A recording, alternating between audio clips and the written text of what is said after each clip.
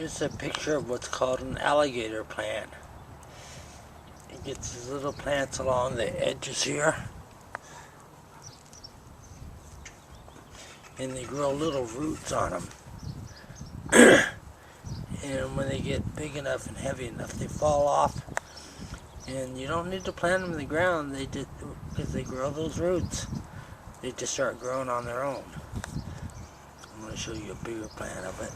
Here's a bigger plant of it. On these Jew plants. Well, there aren't wandering Jews, they're called Jew plants. But, you know, they drop those little plants off them, and they get these little bill-type flowers on them.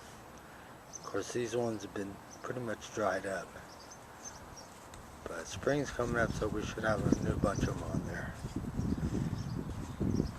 And here's a better shot of some good Jew plants here. And up here, this is called a Medusa plant, at least that's what I was told. And later in the season, we get some pictures of it, where it gets these little, on the very ends there, it will grow these flowers that actually look somewhat like a dragon's head.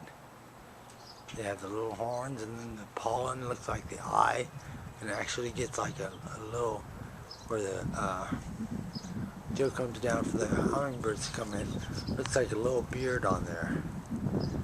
And because they grow those flowers, they call it the Medusa.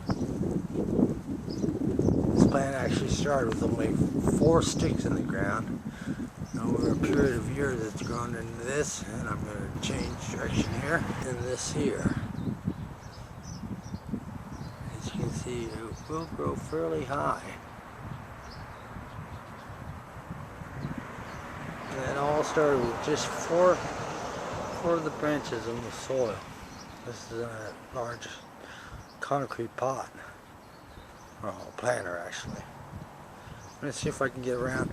There's a piece of cactus wood in there that was actually pushed up against the wall, but the plant has actually, as it grew, it actually dragged it into the center of the plant area.